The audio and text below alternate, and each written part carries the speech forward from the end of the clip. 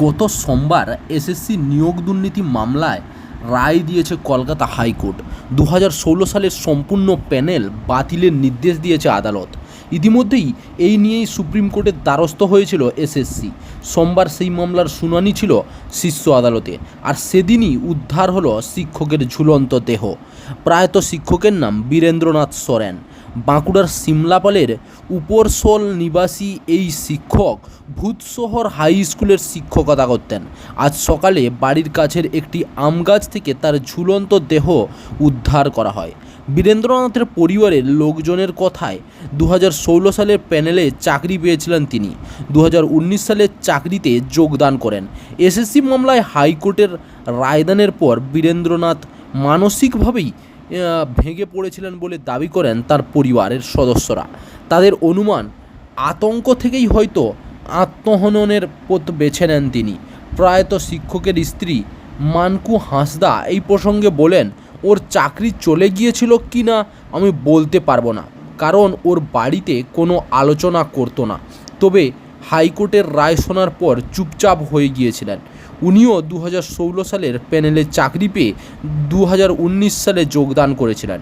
প্রচুর কষ্ট করে চাকরি পেয়েছিলেন। উনি যে এমন কিছু করবেন সেটা কল্পনাও করতে পারিনি। কার্যত একই সুর শোনা যায় বীরেন্দ্রনাথের জামাইবাবু শ্যামললাল মন্ডির গলাতেও। তিনি বলেন, 2016 সালের প্যানেলে চাকরি পেয়েছিলেন বীরেন্দ্রনাথ, তবে প্যানেল বাতিল হওয়ায় তাঁর চাকরি চলে গিয়েছিল কিনা সেই বিষয়ে জানেন না।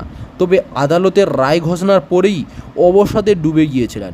এদিকে বীরেন্দ্রনাথ যে বিদ্যালয়ের শিক্ষক ছিলেন, সেই ভূতশহর হাই স্কুলের প্রধান শিক্ষক তাপস সন্নিগ্রহী বলেন, বাতিল হওয়া প্যানেলে বীরেন্দ্রনাথের নাম ছিল না। তাপস বলেন, শরীর শিক্ষা এবং কর্মশিক্ষা বিষয়ে শিক্ষক নিয়োগের জন্য 2014 সালের পর থেকে বিভিন্ন প্যানেল হচ্ছে। প্রয়াত বীরেন্দ্রনাথ 2016 সালের প্যানেলে চাকরি পেলেও তিনি শারীর শিক্ষার শিক্ষক ছিলেন, সেই কারণে বাতিল প্যানেলে তার নাম ছিল না।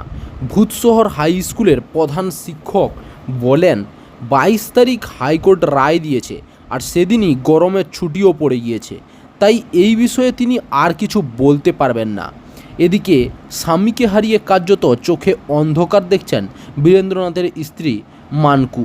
2 ছেলে মেয়ে রয়েছে তাদের। সন্তানদের কিভাবে বড় করবেন সেই চিন্তা কুরে কুরে খাচ্ছে তাকে। এদিকে সকালে বীরেন্দ্রনাথের ঝুলন্ত দেহ দেখে স্থানীয় বাসিন্দারা পুলিশের খবর দেন।